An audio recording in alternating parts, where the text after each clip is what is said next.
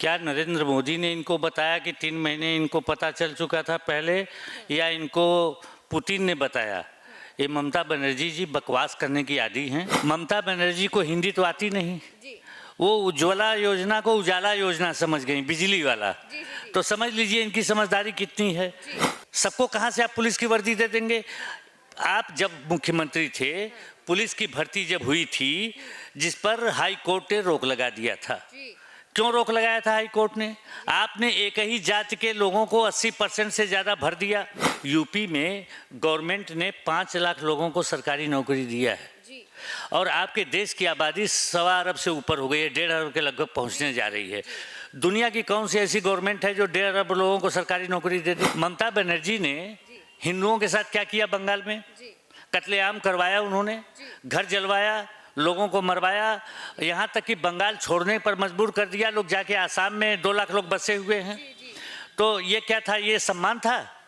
एक बार बहुत बहुत स्वागत है आपके हमारे चैनल पॉलिटिकल इंडिया में, जहां पे अभी कुछ ही दिनों में, खासकर 1 या 2 दिन रह गए हैं, 7 तारीख में चुनाव होने वाले हैं। आखिरी चरण के 7 तारीख कंप्लीट, 7 तारीख को मतदाता जाएंगे और अपना मत डाल के उत्तर प्रदेश विधानसभा 2022 चुनाव संपूर्ण हो जाएगा। 10 मार्च को रिजल्ट भी आ जाएगा। तो चुनाव तो त्यौहार की तरह है, आते हैं और जाते हैं। हर 5 साल के बाद नया मुखिया आता है, नई सत्ता आती है, और जनता जनार्दन है वो उनके ऊपर डिपेंड करता है कि किसको चुनता है। लेकिन जहां पे एक मुद्दा जो एक विश्व स्तर पे बना हुआ है, जहां पे एक तरफ यूक्रेन और रशिया की लड़ाई चरम पर है, वो हम देख रहे हैं, लेकिन वहीं पे एक तरफ तो ये मैसेज आता है कि प्रधानमंत्री इतना जबरदस्त मिला है हिंदुस्तान को कि उनकी वजह से अपने तिरंगा को दिखा दो और हर कोई सुरक्षित हो जाता है। अपने स्टूडेंट जो भारत के छात्र छात्राएं हैं वो सेफ है, सुरक्षित है, क्योंकि उनको मुखिया प्रधानमंत्री नरेंद्र मोदी मिले हैं। एक तरफ विपक्ष ये दिखाते हैं कि वहाँ के स्टूडेंट को मारा जा रहा है, पीटा जा रहा है, बम अटैक में किसी की हत्या हो जा रही है, तो ये सिर्फ और सिर्फ चोंचलेबाजी है। तो मतलब एक तरफ फिर से विवाद पे विवाद और बातें हो रही हैं, तो हम जानने की कोशिश करेंगे। और दूसरी तरफ यहाँ पे ये भी देखना दिलचस्प हो गया कि चुनाव, आखिरी चरण के चुनाव में फिर से अखिलेश यादव ममता बनर्जी को लेकर आते हैं बनारस, और वहाँ पे उत्तर प्रदेश के लोगों पे जबरदस्त करारा तमाचा मार के चली गई, ये बोलकर, जिसे एक बार वो गुंडा बोल रही थी कि थूकते हैं और ये पान खाने वाले और गुटखा खाने वाले गुंडे होते हैं। एक बार उन्हीं के पास आई है ममता बनर्जी, और यहाँ के लोगों ने उन्हें काले झंडे दिखाकर गो बैक ममता के नारे भी लगाए।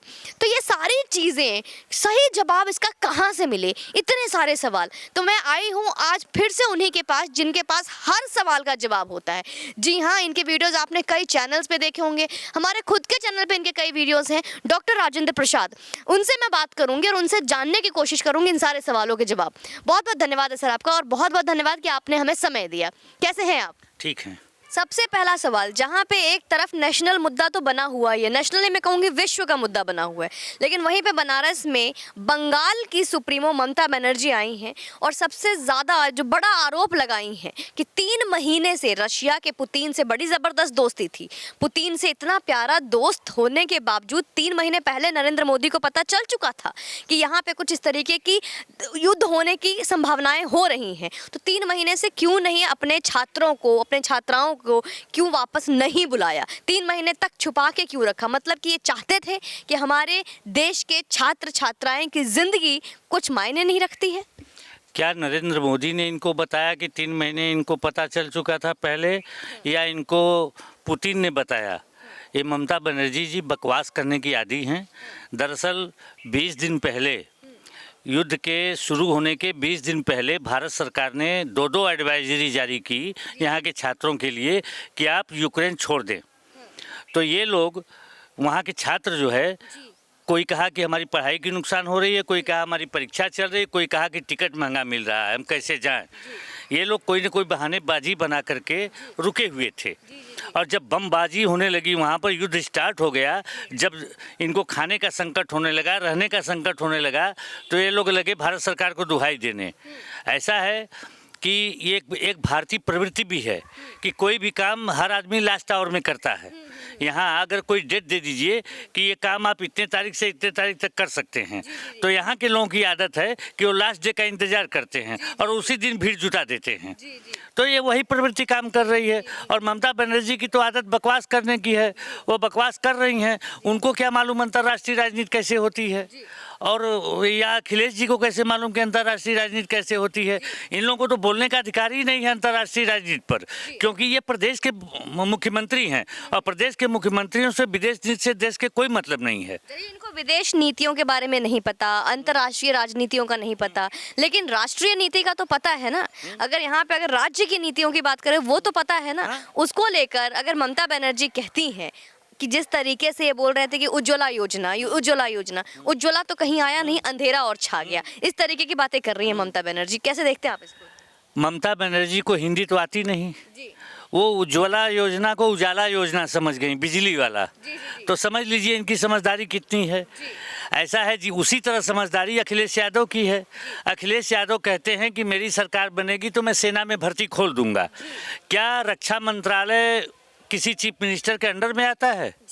वो किस अधिकार से रक्षा मंत्रालय के किन सर्विसेज को खोल देंगे? जो आदमी जो चीज़ आपके अधिकार क्षेत्र में नहीं है, इसको कहते हैं मन बढ़ा हुआ है। ये लोग बड़े बाप के बिगड़ैल बेटे हैं, जो चाहे वो बकते रहते हैं।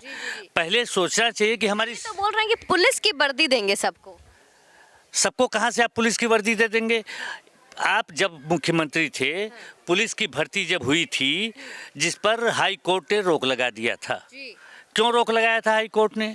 आपने एक ही जाति के लोगों को 80% से ज़्यादा भर दिया उस पोस्ट पर।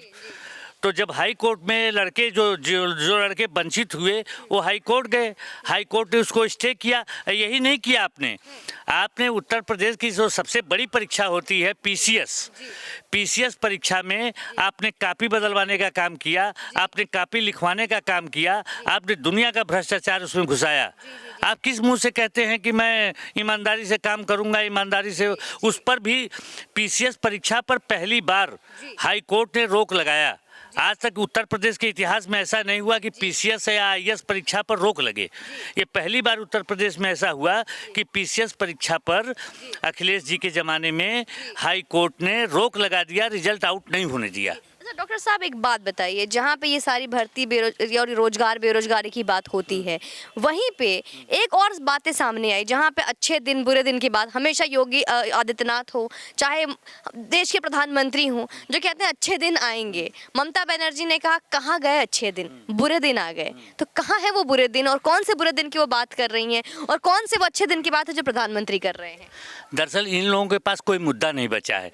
दरअसल जनता का मोदी ने इतना ज़्यादा काम कर दिया है जनहित में, गरीबों के लिए, शोषितों के लिए, दलितों के लिए, पिछड़ों के लिए, सबके हर वर्ग के लिए उन्होंने कुछ न कुछ काम किया है। अब इन लोगों के पास कोई मुद्दा तो है नहीं। ये लोग तो पैसा पूरा खा जाते थे, लेकिन मोदी पैसा अगर भेजते हैं तो ग्रास रूट लेवल तक वो पैसा पहुंचता है बैंक खाते में सीधे।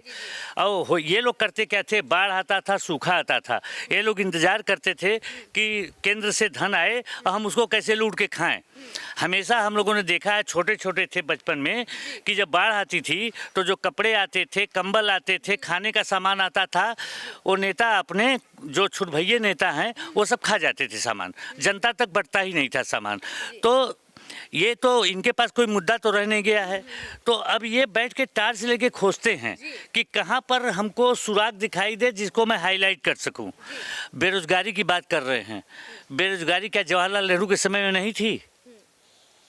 क्या जवाहरलाल नेहरू के बाद जितने प्राइम मिनिस्टर हुए, लाल बहादुर शास्त्री से लेके ये नरसिंहा राव, बीपी सिंह या ये चंद्रशेखर या चौधरी चरण सिंह या जितने प्राइम मिनिस्टर हुए, कि ये सब लोग रोजगार लड़कों को सब कंप्लीट दे दिए थे और बेरोजगार कोई देश में नहीं रह गया था। डॉक्टर साहब आप प्रोफेसर भी हैं, बच्चों को पढ़ाते भी हैं, जो युवा आज इतनी मेहनत कर रहे हैं, ये बार बार विपक्ष आरोप लगाती है, उम्र निकल जाता है पर बीजेपी सरकार एक भी भर्तियां नहीं निकाल रही है, क्या वजह है इसकी? ऐसा भर्तियां कैसे नहीं निकल रही हैं? यूपी में गवर्नमेंट ने 5 लाख लोगों को सरकारी नौकरी दिया है जी। और आपके देश की आबादी 1.25 अरब से ऊपर हो गई है, 1.5 अरब के लगभग पहुंचने जा रही है। दुनिया की कौन सी ऐसी गवर्नमेंट है जो 1.5 अरब लोगों को सरकारी नौकरी दे दे? जी। अगर सब 1.5 अरब को सरकारी नौकरी देगा तो बाकी फिर बाकी लोग क्या करेंगे? आप समझिए 1.5 अरब आबादी मामूली नहीं होती है, और 1.5 अरब में जितने भी लड़के, तो होता क्या है कि उसको मैनेज करने के लिए गवर्नमेंट क्या करती है कि जैसे प्राइवेट सेक्टर है, प्राइवेट सेक्टर में करीब करीब 90% नौकरियां देश की कम जो टोटल नौकरियां हैं वो प्राइवेट सेक्टर में हैं, जो लड़के करते हैं, पढ़ के लिख के जाते हैं और उसमें उनको अच्छा पैकेज मिलता है, अच्छी सुविधाएं मिलती हैं, वो कर रहे हैं। अब सवाल ये है कि जिनका पिता खड़ा होकर के एग्जामिनेशन में लड़के के लिए नकल मरवाने का इंतजाम करता है, अब वो लड़का पास होगा तो बेरोजगार तो होगा ही। जी। अच्छा, एक बात बताइए, जहाँ पे बीजेपी एक तरफ महिला सम्मान की बात करती है, सशक्तिकरण की बात करती है, वहीं पे बंगाल की अतिथि ममता बनर्जी आ रही है, उनको काला झंडा दिखाया गया बनारस में, क्या सही है ये? ममता बनर्जी ने हिंदुओं के साथ क्या किया बंगाल में? कत्लेआम करवाया उन्होंने, घर जलवाया, लोगों को मरवाया, यहाँ तक कि बंगाल छोड़ने पर मजबूर कर दिया। लोग जाके आसाम में 2 लाख लोग बसे हुए हैं। तो ये क्या था? ये सम्मान था? अगर ममता बनर्जी को बनारस के लोगों ने काला झंडा दिखाया तो मेरे विचार से कम किया, उनके साथ जो होना चाहिए उससे कम हुआ, और ज़्यादा करना चाहिए, ताकि वो सबक लेके जाती कि किसी भी प्रांत के लोगों के बारे में बोलने के पहले 7 बार उनको सोचना पड़ता। वो राष्ट्र का नेता बनने चली हैं, राष्ट्रीय नेता, और किसी प्रांत के बारे में इस तरह की कमेंट करती हैं। यही काम राहुल गांधी करते हैं। राहुल गांधी ने भी तो जाके केरल में कहा, सुनने में आ रहा है कि जो ये बोलने में आ रहा है और सुना जा रहा है, विपक्ष इस बात की बात करती है, बीजेपी भी कह रहे हैं कि जो ममता बनर्जी है वो बार बार प्रधानमंत्री बनने का सपना देख रही है, सच है क्या? ममता बनर्जी दरअसल जो भी विपक्ष में हैं, 1-2 बार चीफ मिनिस्टर हो जा रहे हैं तो उनको प्राइम मिनिस्टर ही दिखाई देने लग रही है। और पहले ममता बनर्जी सारे विपक्ष की नेता तो बने। ऐसा है, विपक्ष में हर दल में एक प्रधानमंत्री का उम्मीदवार है। कांग्रेस में उम्मीदवार है, ममता बनर्जी के यहाँ है, साउथ में 2 पार्टियां, उनके पास भी 2 उम्मीदवार हैं। कांग्रेस में उम्मीदवार किसको देखते हैं आप? कांग्रेस में राहुल गांधी रेडीमेड उम्मीदवार हैं। अच्छा। वो तो कई सालों से चले आ रहे हैं। तो राहुल गांधी उम्मीदवार हैं, ममता बनर्जी उम्मीदवार हैं, उधर शरद पवार उम्मीदवार हैं, इधर आपके स्टालिन उम्मीदवार हैं। अच्छा, एक बात बताइए सर, एक वीडियो बहुत वायरल आ रहा है जिसमें कि बार बार अखिलेश यादव कह रहे हैं कि बीजेपी जानबूझ के योगी आदित्यनाथ के ऊपर ये आरोप लगाया गया है कि पुलिस कर्मियों से उनके कार्यकर्ताओं को लाठीचार्ज करवाया गया है, उनको मारा पीटा गया है अभी रोड शो में। ऐसा है, कल जो हुआ था, घटना हुई थी, उसमें ब्रैकेटिंग लगी हुई थी। अखिलेश का भाषण था, ममता बनर्जी को भी जाना था। इनके लोग कितने अनुशासित हैं इसी से समझ लीजिए कि जब सपा का जुलूस निकलता है तो दुकानदार दुकान शटर गिरा के हट जाता है कि कब न लूटपाट हो जाए। कहीं भी इनकी पार्टी का जुलूस निकलता है तो हिंसा होना स्वाभाविक है। तो वही हुआ, ब्रैकेटिंग तोड़ के लोग मंच की तरफ बढ़ने लगे तो पुलिस ने इनको रोका। नहीं तो कल अखिलेश यादव चिल्लाते कि हमको घायल कर दिया, तो पुलिस ने उनको रोका। तो ये लोग माने नहीं, ये डंडा छीन के पुलिस पर चलाने लगे, जिसका नतीजा हुआ कि फिर पुलिस को लास्ट में लाठी चार्ज करना पड़ा और भगदड़ हुई, लाठी चार्ज हुआ, तब जाके ये लोग शांत हुए। जी, मतलब कि पूरी कुटाई हो गई है कल? मजे कुटाई हुई है, मजे की। अच्छा। हाँ, ये लोग बिना कूटे शांत रहते भी नहीं हैं। एक बात बताइए, एक और वीडियो सामने आई है सर, जहाँ पे मुख्तार अंसारी की बेटो जैसे टिकट मिल गया, आपको पता है, तो उनका एक वीडियो सामने आया है कि अखिलेश यादव से बात हो गई है, समाजवादी पार्टी की सरकार बन रही है, और ये भी तय है कि जैसे ही सरकार बनती है, जो अभी अधिकारी जितने भी हैं उनसे पूरा 6 महीने तक हिसाब किताब बराबर करेंगे, तब तबादला करवाएंगे। क्या मतलब है इस वीडियो का? देखिए, जिस तरह मुलायम सिंह की विरासत को अखिलेश पा गए, कभी कोई चुनाव खुद नहीं जीते हैं और खुद मेहनत करके नहीं जीते हैं, पिताजी जीत करके पकड़ा दिए गद्दी। उसके बाद जितने चुनाव लड़े सब आप देख लीं, कांग्रेस से उन्होंने समझौता किया, उन्होंने फिर मायावती समझौता किया, ये तीसरा अपने साथ लड़ रहे हैं। तो ऐसा है कि ये भी जीतने वाले नहीं हैं। तो ये मनबड़ लोग हैं, जिस तरह ये हैं उसी तरह मुख्तार अंसारी का वो लड़का भी है। ऐसा है, वो बाप के बल पर इस तरह की बातें कर रहा है और उसको लग रहा है कि अखिलेश यादव सरकार बनाने जा रहे हैं, अब तो हमारा फिर वही पुराना राज आ जाएगा, हमारे पिताजी आ जाएंगे, सब उत्तर प्रदेश को हम जूते की नोक पर रखेंगे। ऐसा होने वाला नहीं है। तो उलूल जुलूल बकवास तो कोई भी कर सकता है। उलूल जुलूल की बातें कर रहे हैं तो एक और बात आ रही है जहाँ पे अखिलेश यादव जी कह रहे हैं कि पहले उन्होंने 2 चरण के चुनाव में बोला सेंचुरी, अब जहाँ तक पूरे 6 चरण के चुनाव हो गए उन्होंने बोला कि मेरी डबल सेंचुरी लग गई है, अब तो जो आएगा बोनस आएगा। तो कैसे देखते हैं आप इसको? देखिए, ये मुंगेरी लाल के हसीन सपने इसको कह सकती हैं आप पहले ये देखिए कि आपने समझौता किससे किया। आपने भाजपा से भागे हुए 2 जी लोगों से समझौता किया, वो भी अपना इलेक्शन हार रहे हैं। जी, ये मौर्य और राजभर का इशारा है क्या? हाँ, मौर्य और राजभर, ये 2 लोग हार रहे हैं। तो आपको इन्हीं के नाव पर आपको चढ़ना है, तो आपकी नैया कितनी पार लगेगी भगवान जाने। जी ऐसा है कि ये मुसलमान जिन वोटों पर वो नाज करते हैं, ये वोट उनको हमेशा से मिलते रहे हैं, हर चुनाव में मिले हैं।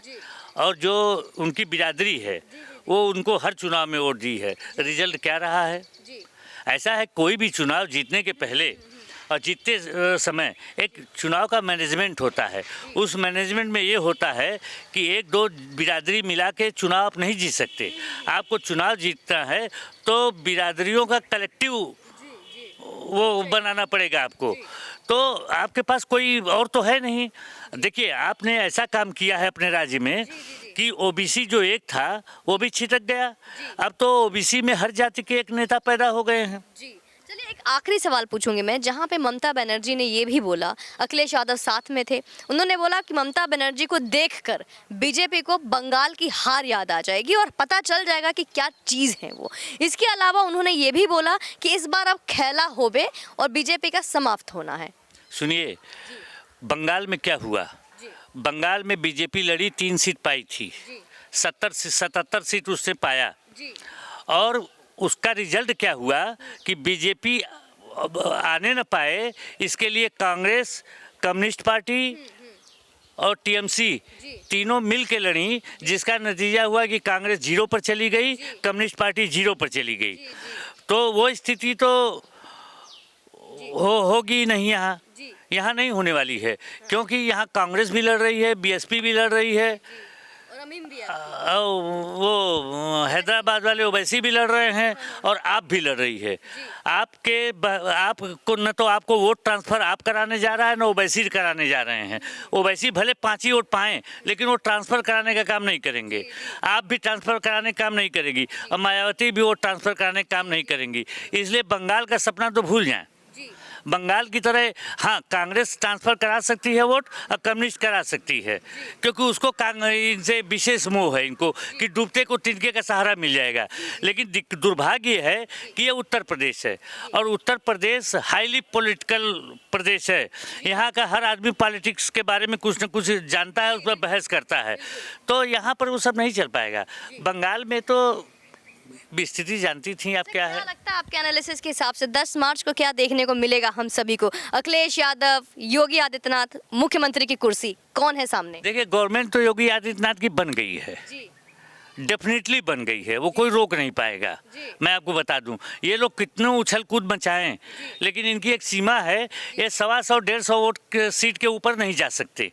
ये मैक्सिमम, मतलब मैं इनको बता रहा हूँ, जब ये बाहुबली बन जाएंगे तो मैक्सिमम 150, हाँ, उसके ऊपर नहीं जाएंगे। आपसे कि सरकार योगी आदित्यनाथ बनाने में श्योर वो कोई रोक नहीं पाएगा। आप देखिए ना, देखिए वही बता रहा हूँ ना।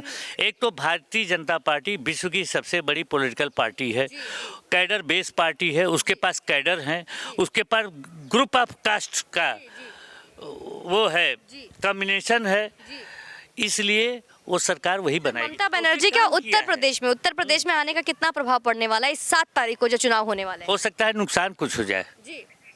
ममता बनर्जी की वजह से हो सकता है कुछ नुकसान हो जाए। आत्मस्वाभिमानी जो लोग होंगे यूपी के, वो तो वोट नहीं देंगे इनके आने के बाद, क्योंकि इन्होंने जिन भाषा का इस्तेमाल किया था और जो बातें कही थी यूपी के लोगों को, अगर यूपी के आदमी में जरा भी आत्मस्वाभिमान होगा तो ममता बनर्जी को देख करके वो एक वोट नहीं करेगा। चलिए, उन्होंने बंगाल में बोला था, पर आपको लगता है कि उत्तर प्रदेश में तो ऐसा कुछ बोला नहीं उन्होंने? उत्तर प्रदेश में तो बोल रही हैं, क्या मेरे यहाँ पे आने में कोई प्रॉब्लम है? ऐसा है, आप पब्लिक में जूता मारिए और गली में हाथ जोड़िए, क्या उससे समझौता हो जाता है? आदमी का गुस्सा निकल जाता है? आपने पब्लिकली मंच से कहा है बंगाल में, बंगाल हिंदुस्तान ही का अंग है, बंगाल कोई अलग देश नहीं है।